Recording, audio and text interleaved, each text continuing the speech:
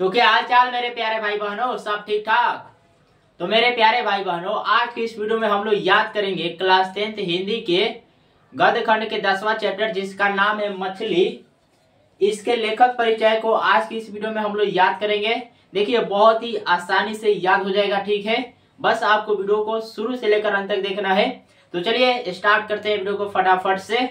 तो friends, video को start करने से पहले आपसे रिक्वेस्ट है कि आप अपने पास में कॉपी कलम लेकर बैठिए, क्योंकि यहाँ पर जो कुछ भी बताया जाएगा आपको नोट करना होगा, ठीक है, और उसे याद करना होगा। तो चलिए हम स्टार्ट करते हैं। तो देखिए चैप्टर का नाम है मछली।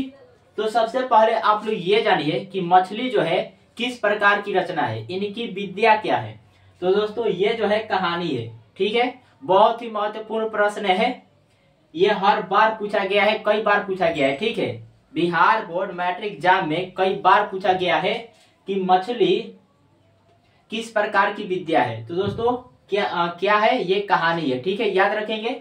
चलिए उसके बाद देखिए मछली जो है ये किनके द्वारा लिखा गया है। तो दोस्तों ये लिखा गया है विनोद कुमार शुक्ल के द्वारा, ठीक है। कहानीकार कौन है? विनोद कुमार शुक्ल। विनोद कुमार शुक्ल का जन्म कब हुआ? तो दोस्तों 1 जनवरी 1937 ईस्वी में, ठीक है। तो यहाँ से देखिए पूछा जाएगा आपसे कि मछली कहानी के कहानीकार कौन है। तो क्या बताएंगे फ्रेंड्स? तो आप बताएंगे विनोद कुमार शुक्ल। उसके बाद विनोद कुमार शुक्ल का जन्म कब हुआ? तो 1 जनवरी 1937 ईस्वी में, ठीक है।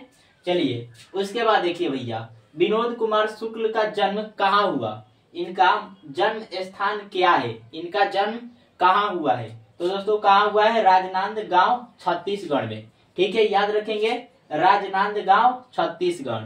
उसके बाद देखिए उनका पहला कविता संग्रह लगभग जय हिंद 1971 में प्रकाशित हुआ। तो यहाँ पर देखिए 2 प्रश्न बन रहा है। कितने? 2 प्रश्न। पहला कि विनोद कुमार शुक्ल द्वारा रचित पहला कविता संग्रह कौन है। तो क्या होगा दोस्तों, याद रखिएगा, लगभग जय हिंद, ठीक है। लगभग जय हिंद विनोद कुमार शुक्ल द्वारा रचित पहला कविता संग्रह है। मतलब इनकी पहला कविता कौन है? लगभग जय हिंद। ये कब प्रकाशित हुआ?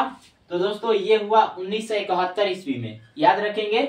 लगभग जय हिंद कविता कब प्रकाशित हुआ? तो 1971 ईस्वी में प्रकाशित हुआ, ठीक है। उसके बाद देखिए इनको 1962 ईस्वी में रघुवीर सहाय स्मृति पुरस्कार, 1997 में दयावती मोदी कवि शेखर सम्मान और 1990 ईस्वी में साहित्य अकादमी पुरस्कार प्राप्त हो चुके हैं। तो देखिए भैया विनोद कुमार शुक्ल को 3 पुरस्कार मिल चुका है। कौन कौन? तो सबसे पहले रघुवीर सहाय स्मृति पुरस्कार कब मिला है? 1992 ईस्वी में, ठीक है। उसके बाद देखिए दयावती मोदी कवि शेखर सम्मान, ये कब मिला है? तो 1997 ईस्वी में इनको मिला है। उसके बाद और भी इनको पुरस्कार मिला है, कौन? साहित्य अकादमी पुरस्कार, ठीक है। ये कब मिला हुआ है? तो ये मिला हुआ है 1990 ईस्वी में, ठीक है। तो उनको 3 पुरस्कार मिला है। रघुवीर सहाय स्मृति पुरस्कार 1992 में मिला है। दयावती मोदी कवि शेखर सम्मान ये मिला है उनको 1997 ईस्वी में। साहित्य अकादमी पुरस्कार उनको मिला है 1990 ईस्वी में, ठीक है। तो याद रखेंगे दोस्तों, बहुत ही महत्वपूर्ण है, पूछता है ये। उसके बाद देखिए विनोद कुमार शुक्ल द्वारा कौन कौन से कविताओं की रचना किया गया है, यहाँ पर दिया गया है। एक तो ये हो जाएगा लगभग जय हिंद। इसके अलावा उन्होंने कौन कौन कविता लिखा है? तो देखिए वह आदमी नया गरम कोट पहन कर चला गया विचार की तरह। उसके बाद सब कुछ होना बचा रहेगा, अतिरिक्त नहीं। ये तीनों क्या है? उनकी कविता संग्रह है, ठीक है, उनकी कविताएं हैं। कौन कौन है? देखिए वह आदमी नया गरम कोट पहन कर चला गया विचार की तरह, सब कुछ होना बचा रहेगा, अतिरिक्त नहीं, ठीक है। तो ये क्या है? उनकी कविता संग्रह है। उसके बाद देखिए कहानी भी उन्होंने लिखा है, ठीक है। तो उनकी कहानी कितनी है? 2 कहानियां है, ठीक है। पेड़ पर कमरा और दूसरा महाविद्यालय, ठीक है। चलिए उनकी कितनी कहानी है? 2 कहानी है, पेड़ पर कमरा और महाविद्यालय।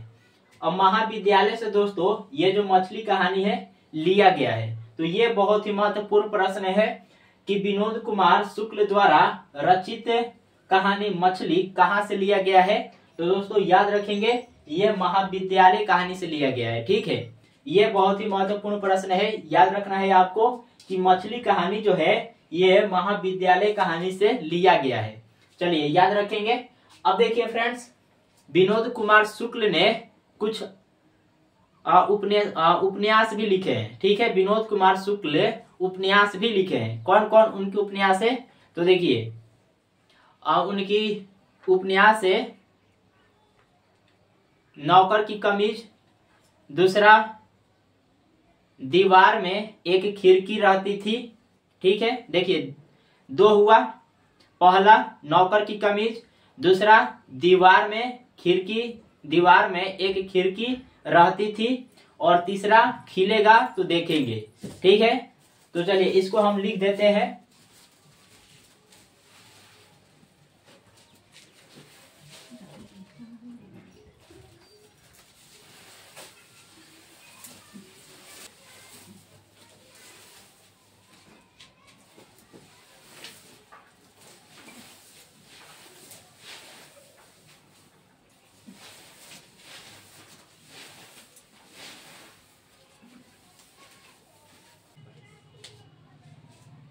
तो देखिए भैया उनके उपन्यास कौन कौन है। तो उनके उपन्यास है नौकर की कमीज, खिलेगा तो देखेंगे, दीवार में एक खिड़की रहती थी। तो ये तीनों उनके उपन्यास है, ये भी आप लोग याद रखेंगे।